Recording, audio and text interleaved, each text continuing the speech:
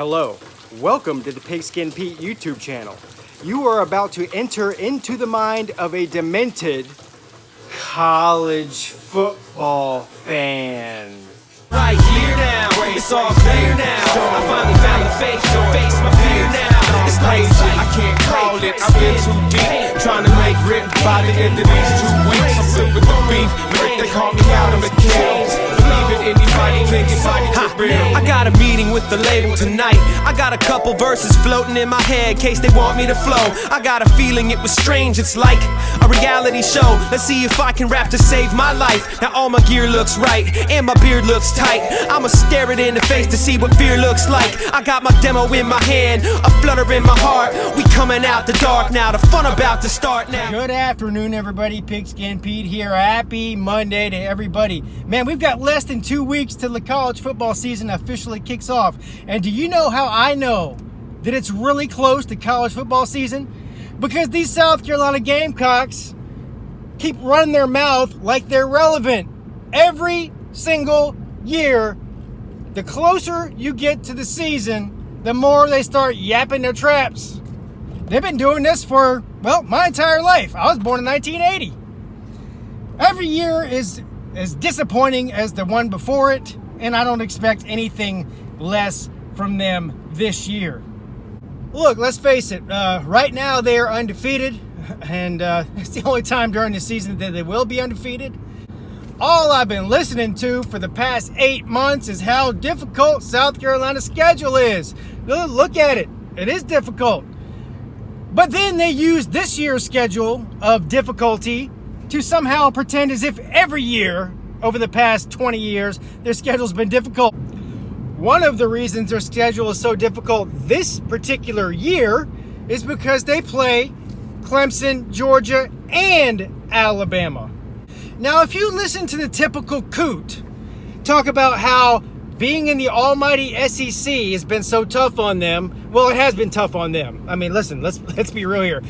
They've been in the SEC for 20-something years now. They've never won an SEC championship game ever, even in the golden years. And when I talk about the golden years of the South Carolina football, I'm talking about the Steve Spurrier years. This was the most successful that they've ever been in their history since 1890-something. The 5 years in a row that they beat Clemson, went to the SEC championship one time. Didn't win it, of course. They've never done that. Now, but if you want to listen to the mentality of a South Carolina Gamecock, what you'll do is you'll say, okay, our schedule is so tough because we got to play the Taters and we got to play the Puppy Dogs at Georgia. And of course, we got to play Alabama for the first time in, 7-8 years. And this is exactly what they do. They use their schedule this year as some sort of explanation for being so terrible for the past 20-something years since they joined the SEC. And then long before that, too. But let's look at the reality. The same teams that they're complaining about having to play were all terrible 20 years ago. 20 years ago, Georgia, mediocre. Clemson, mediocre. Alabama, mediocre. So, if they're so great, and that's what makes you so great, how come all the teams that you are complaining about having to play now were mediocre 20 years ago? And guess what happened 20 years ago? Or guess what didn't happen? That's right, you guessed it. South Carolina still didn't do shit then. Now we're on to the next subject. Listen, as long as I've been alive, all I've ever heard from South Carolina fans is how rednecks, Clemson ain't nothing but a redneck school, a bunch of rednecks. Go up there in the middle of nowhere, rednecks. Have these fools looked in the mirror? Carolina crackpot, my man. What's up, big boy?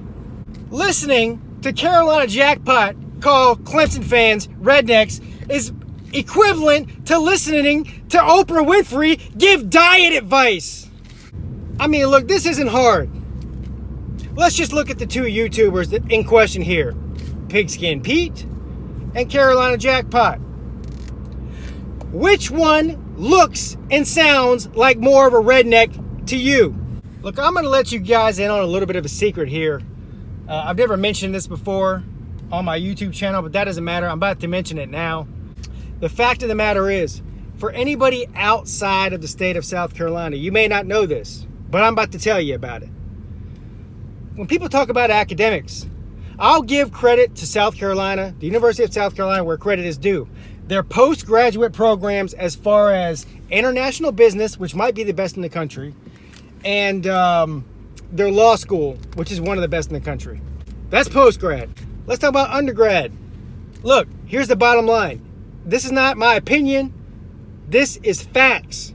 Clemson has less than half the students that South Carolina does. It costs probably about almost twice as much to go to Clemson as it does to South Carolina. The requirements to get into Clemson University are way, way higher than South Carolina. How do I know this? Well, I've got family experience. For anybody who's new to this channel, I've been telling you, I have 2 older siblings that both went to Clemson in the 80s and the 90s. I myself, coming out of high school, applied to both Clemson and South Carolina. I did not get into Clemson. I did get into South Carolina. Did I go to South Carolina? No.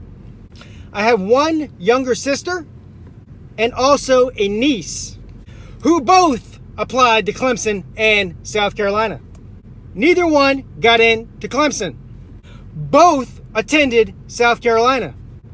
And for the cherry on top, both of them still like Clemson better than South Carolina. So most states, most rivalries, have one school that's massively better at sports and another one that's massively better at academics. In the state of South Carolina, Clemson holds both titles. That's a fact, Jack. I could live the rest of my pathetic life. South Carolina could beat Clemson in football every single year for the rest of my pathetic life. And by the time I died, Clemson would still have a massive winning record over South Carolina in football, more national titles, more conference titles, and more prestige overall. It's not even close, folks. Hey, Coots, come here. Let me tell you a secret. I'm not going to let anybody else know this but you. You're the only ones I'm going to let in on this secret, okay? So you don't let all the other SEC fans know. Don't let all the other ACC fans know. Please. The secret is I actually love you. Why? Because I love winning. And as long as you're around, winning in the state of South Carolina won't be a problem. Pigskin Pete checking out.